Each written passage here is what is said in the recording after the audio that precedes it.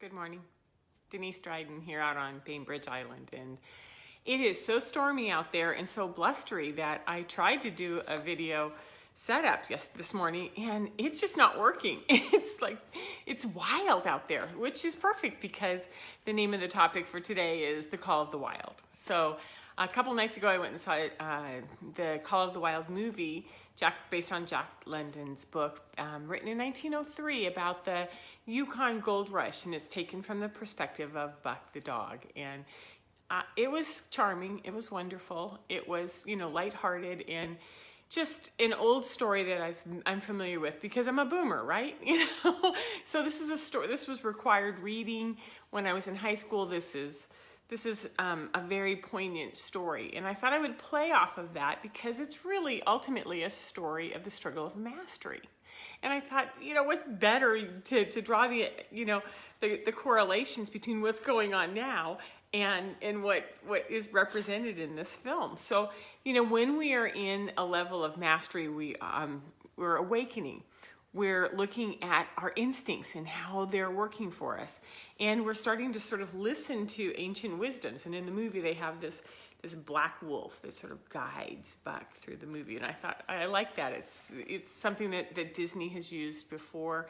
It's something that I've seen in other movies where they use some sort of a divination information and they bring you forward. So, I looked up, of course, I'm always going to start with some definitions. So I looked up wild, which is living in a state of nature, right? Not ordinarily tamed or domesticated. And I thought, we're getting really good with this now. I like this. To run wild is to grow up unrestrained, undisciplined, to have an imagination that isn't held back by rules, to be free, to be in the natural state of existence. And I thought, there it is. That's what we're talking about. It's awesome. So wild is also to be sort of skin-free, heart-free, soul-free. It's when we're led by the heart and when our passion ignites our life and our purpose. And it teaches us where we're going and what we're doing and, why we're here, right? It's when we play with balance, and it's when we're in our unique and authentic self. So wild is something that we have been sort of poo-pooed by our culture, and at the same time it's sort of starting to happen to each of us, is that there's this wildness in us that's starting to sort of stir. And when we have grown up in cultures that have stifled this wildness, there's some things that show up, like we come from a generation after generation after generation of family expectations. You're going to get an education, you are going to get a good job, you're going to be a very viable member of society. And I'm not saying that we're not supposed to do that. It's just that those expectations have been really, really ground into us. We've had 12 years of education that's been about following authority, not necessarily in cultivating our individual voice. We have societal guidelines about financial security. What does it mean to have a really good credit score? Our stability in home and how we produce our own means, to be a respected member of community. I keep thinking of all of the Jane Austen and the British Victorian era where, everything was about how do you represent yourself in a certain way to society. These are all things that sort of stifle that wildness, right? And it usually starts when we're about 16 in high school, because what we start to do is we start to go, oh, wow, I have to take my SATs. I have to get ready for college. I have to do my college applications. I got to go do my visitations. I got to know what I want to do. How am I performing? Do I have enough extracurricular? These are the things that start putting us into that box by the time we're 16, and we're seeing a lot of 16 to 18-year-olds straight across the board rebelling and saying, no, it's not the life I want right now. So what happens when there is this stirring, this awakening, this opening? It's like there's a spark of energy. All of a sudden, you're starting to dream at night. You're seeing coincidences and spontaneous little bursts of pleasure, like an eagle will fly in front of you. Like I live here, and these eagles, if I look for them, I can't find them. When I'm doing something really specific, they're right there, hovering back and forth above me. Okay, so we're looking for patterns that are new. Part of what I liked about the way that I saw Buck represented by Jack London is that there's this curiosity and there's this exuberance. And there's really big highs and lows, because when you're open and when you're in it, you're going to have really good things and you're going to have really hard things. And you're going to know that those two exist and you can go back and forth. That's called expansion. And there's this guidance of the old ones, which is people, words, symbols, images, our imagination. All of these things are sort of talking to us all the time. And when we start to tune into them, they catch our attention. And and then we start to follow them, right? And then there's this expanding into unknown places. And I liked how, again, in the Jack London story, is that, over and over again, there's this new territory, there's these new experiences, which is new people, new cultures, new environments, new sensations, new emotions, new freedoms. And it's when that happens, it's when multidimensional skill sets start to really show up, which is I can feel this, I can see this, I can trust that out there, and I have my intuition, my multidimensional feeding mechanisms are all working with my brain at once. Yeah, so our multidimensional skills start to expand as well. So when we're expanding and we're growing, and we're around people that are uncomfortable with us because we're changing. We're not the same person that we were before. They're kind of like, yeah, well, I don't know why you're doing that, right? What we hear is things like, I used to hear, reel it in. Denise, sit down. Keep your mouth shut. If you just listen and not get up and move around. And I was thinking, wow, this is kind of interesting. So we're taught to behave ourselves. We're taught to sit down and be silent. We're taught to not to rock the boat. And I wanted to point out that this is really, in particular, a boomer thing, which was when we were trying to impose a structure that was so powerful in the late 40s, 50s, and 60s. And it was all about trying to get children to conform. And that's when we saw a lot of nonconformity coming out. In the 60s was just like, hell no, I'm not going to do that. So what happens is that we come to these choice points where we want to stay close to what's known, but we also, close to what's known and secure in what's expected, because there's a certain security in knowing, this is what I need to do, this is how I do it. And how do I stretch and release a little bit while I'm doing that? How do I make choices towards staying in my comfort zone, but then stretching a little bit and following my attention?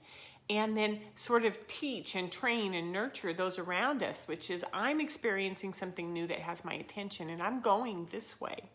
And if you want more information from me, I'd love to share it with you. But this is what I'm doing for me, right? And so that you trust that there's leadership here. And leadership develops when we're parents. Leadership develops when we're in a partnership. Leadership develops when we step into the wild, because we're looking at skills of adaptability. We're looking at flexibility and spontaneity. We're looking at responsiveness, really profound, educated, wise, skilled responsiveness. We're looking at trust and curiosity, and we're using all of our strengths, and we're modeling and guiding those around us forward, which is I'm stepping into something we haven't done before. I don't know how to do this. And these are the skill sets that I have. And we have two really core skill sets that are always, always in a sense of balance with us, which is we have our masculine on our right side and we have our feminine on our left side. Well, depending on how you see the body and what that talks to you. For me, that's how it does it. And when we're in our masculine, we're in that pioneer. This is all new frontier. There's a trust in skills. We create systems and structures, and we solidify, and then we release, and we solidify, and then we release. And we're looking for patterns all the time of when we do this, what do I need to hold on to? What skills work for me? How do I bring a groundedness and make this solid on this earth? That's our masculine skills. And then when we look at our feminine skills, we're observant. We pay attention to what's in front of us, not way in the tripping out in the future or way in the back, what's in front of us right now. We're responsive. We respond to what's around us. We're flexible. We're resourceful. We're wise. We trust. We trust our intuition, and we're present, and we use these masterfully, which is my gut is guiding me this way, and I still have all of these skills to be able to hold and sustain and solidify and release. Hold, sustain, solidify, and release. So this is how our masculine and feminine helps us out in times like this, when we're in the middle of something new and wild, and it's taking us in a direction we didn't know we were going to go before. These are the skill sets that we can hold on to.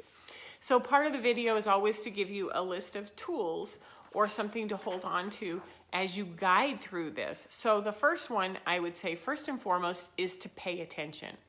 Pay attention. Really get the idea between attention. What am I paying attention to? What has caught my eye? What is my body feeling? How do I feel? What am I watching? And see what it has to say. Because it could be a new person at work, it could be, or at school, or in the neighborhood, it could be a class or something that came up, a flyer, it could be a book that came across you that you said, oh, I've wanted to read this forever, and you start to read it and it just opens you up. There's so many ways that the wild starts to show up and get you into that unknown, right? What's out there that's unknown. So it's a glimpse of something, and you want to be able to pay attention to know that it's there. Okay, so pay attention, recognize that it's there is number one. Number two is communication. Communication with yourself first, which is, I think I just saw that.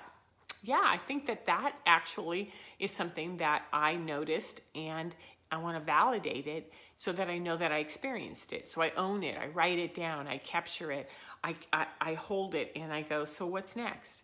So when we communicate with ourselves first, it's easier then to communicate with others, which is to share it with your partner, share it with your children, share it with the people who are important to you, which is, I just read this book and it started to open something up in me, and I think there's something there that's going to help this, all of this, maybe. At least it's helping me as I grow forward, right? So I'm watching also my reaction to how I share this with someone else, and I'm watching their reaction to how they hear what I'm saying, right? So then now you're communicating and you're using your attention, and you're like, ooh, wow, he's just not really happy with these changes I'm making. Or my children are getting more excited as I step towards this direction. So communicating is about what you are going to do, what you want and what you don't want. It's communicating what your own boundaries are and then guiding yourself forward. So that's number two, communication. Number three, explore your control. Because, you know, it's human nature to want to be safe and secure and hold on tight, right? But when we are looking at how to control the pace, or how to control someone else's reaction around us, or, you know, how to put a restriction or a security on the pace because it's going too fast, pay attention to, are you partnering with that, or are you in fear? What is going on? What is the control telling you? Why are you holding on so tight or trying to shape something? Or what happens when you let go and it gets really big? So pay attention to how you control the pace, because when the wild steps in, it doesn't follow the rules, right? So we have to have some internal guidelines of what that might look like. And then the fourth and final one is to develop your tools of trust. You know, you have to have some tools in place that are like, whoa, when something gets big and it goes too fast for me, I can get shaken and I can get off course, and I can feel like I'm swirling and I'm in doubt. And then maybe I want to retreat, but if I don't trust myself that there's something coming, how do I know that what I'm doing is on track or not on track? So I use an internal mechanism called the yes-no. And there's videos that I've done in the past on that, using your body as a pendulum. I muscle test, and for me, when I'm like, did I just see what I think I saw? Yes. Okay, then I'm like, there it is. I trust this. Okay. Then now we are in the information gathering and we're observing, and now we're going to share this with somebody, with myself and with somebody else. And then I'm going to look at, did that freak me out or is it not? So by having a trust mechanism, which is, yeah, that's right, that's spot on, or no, I don't think it is. What we do is we develop an internal guidance system that is separate from asking advice from somebody else or leaning on other people for direction. This is very, very core, is to have your own tool of trust. So this is the kind of stuff I do. As the wild is taking over, as we're in a new moon, as we're starting a new 28-day phase, these are some things that are going to be really helpful. So if you want more information, you can go to DeniseDrydenCoaching.com. You can see more of my videos, or you can drop me a note and explore some coaching. Take care. Have a great Sunday. Have a great last week of February. Bye-bye.